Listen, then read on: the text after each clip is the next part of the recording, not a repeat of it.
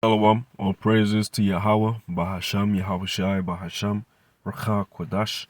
Double honor to the apostles and elders of Great Millstone who rule well and labor in the word and doctrine. Shalom and peace. May that be unto the elect of the nation of Israel. Now, a very brief, quick hit, Lord willing. Just on under this red Hebrew E. Yeah, the whole earth is in mourning. Right, let's just read it. In Proverbs 29 and verse 2. When the righteous are in authority, the people rejoice. When the wicked beareth rule, the people mourn. Right, and that is what you have. Right now I work at a job now where there's no ease. It's very rare that there's any ease in terms of working. Like coming into the store and doing all that. But the rest of the staff, they're against this whole agenda. Okay. For example, if there was a thing put out from higher up the ranks of the company, saying everyone needs to wear cover their face. I think everyone went in that. Sorry, went in with it on, went in with that, and then 10 minutes later, when I arrive back or when I come in, there's no one's wearing it, man.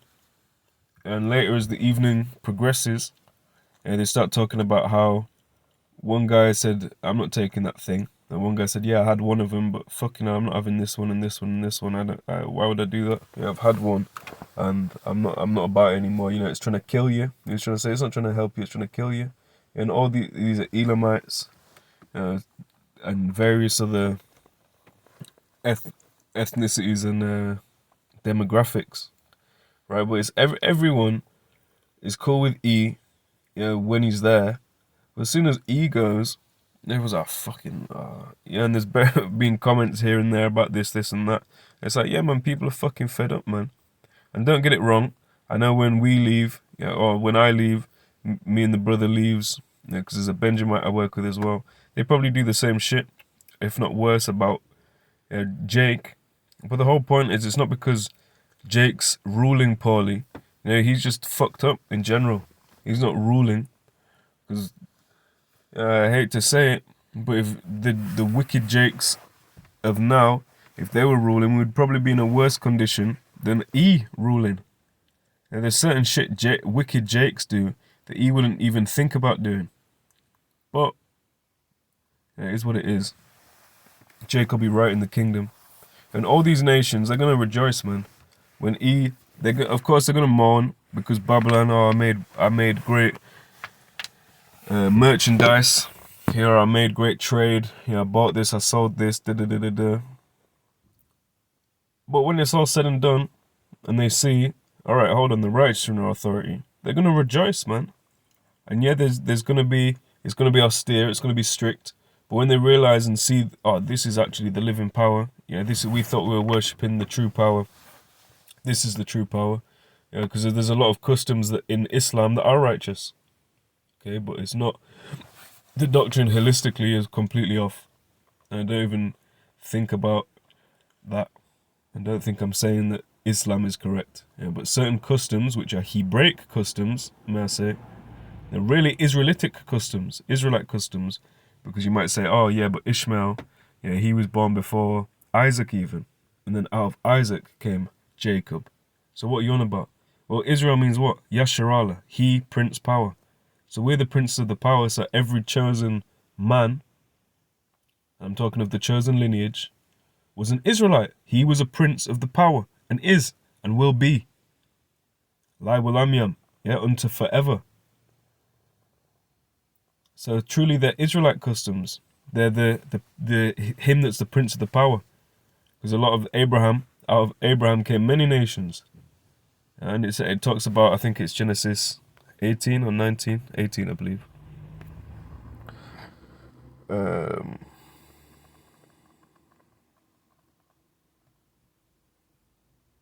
Just bear with me.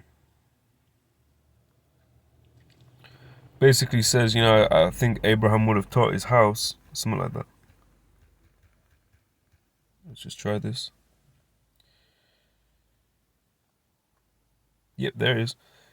Genesis 18 and 18. The context, I've actually done a video recently on this, the whole thing, going into Isaac, the reincarnation and such. But anyway, reading this, Genesis 18 and 18. Seeing that Abraham shall surely become a great and mighty nation, and the nations of the earth shall be blessed in him.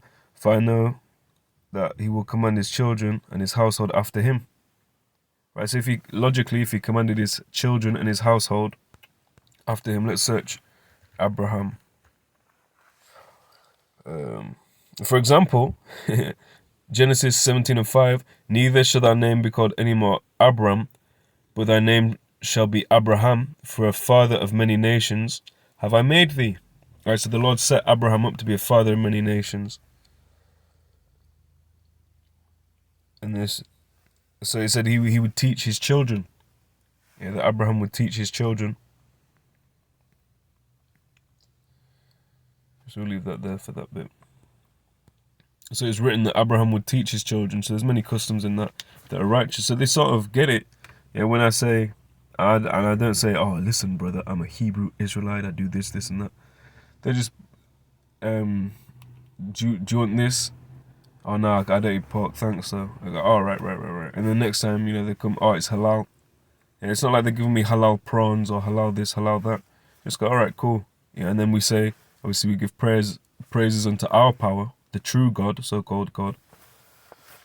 And then it is what it is. Yeah, they'll say in Islam, I believe, Bismillah, which is from a Hebrew root. Yeah, bahasham Allah. Ba or bahasham. Yeah, bahasham, really, you can say that in the WLC, the West Leningrad Codex. It talks about in the name of David, and in the Hebrew it says Basham Dawada. Alright, so Basham, Allah, and Allah just means power or God. So, you know, we do that. And that's a custom that they got from we. So when they see all the other righteous customs that we have, because every custom we have is righteous, every law, every statute, every commandment, every judgment, and let me say that. So when it's fully set up, yeah, the people will rejoice. It will be a point of, in fact, let's read it. Yeah, let's read some of it. Now, don't get it wrong. He's gonna get the law. He's gonna have to keep the law, which is gonna be a sight to behold. But he's still gonna get it. He's still gonna get a judgment. Yeah, it's not like, oh, he's keeping the law. I guess we're all happy and friendly. Yahawashi is an austere man, and now, however, we might have family, we might have friends in the world, or have had friends in the world that were of these various nations, and we might have certain, like it talks about in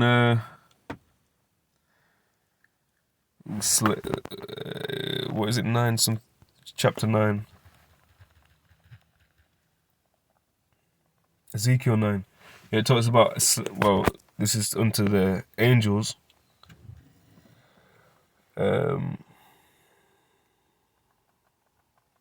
start at 5, or I'll just read 5. Ezekiel 9 and 5. And to others he said in mine hearing, go ye after them through the city and smite, let not your eyes spare, neither have ye pity. And so you might have pity, you might be, right, none of us are perfect in this flesh, is what I'm trying to say. So even when we're trying to do judgment, or trying to, you know, not obviously carry out the judgment, but discern, let's say like that, discern and judge between, like it talks about judging between the righteous and the wicked, and judges between he that is doing the will and he that isn't. And we might have certain preconceptions, certain experiences, certain prejudices that make us go off in this flesh. But we're all going to be made like unto Yahawashi, and he's known as an austere man. So it's not going to be, all right, you know, the kingdom's here, forget all that that we were preaching, it's out the window now, we're all cool. No, but we're not going to be wicked with it, and we're not going to take it beyond a righteous measure. It's actually going to be ordained perfectly, which is what this whole earth needs. If I just get this out of Romans 8 and 22. For we know that the whole creation groaneth and travaileth in pain together until now, and not only they, but ourselves also, which we have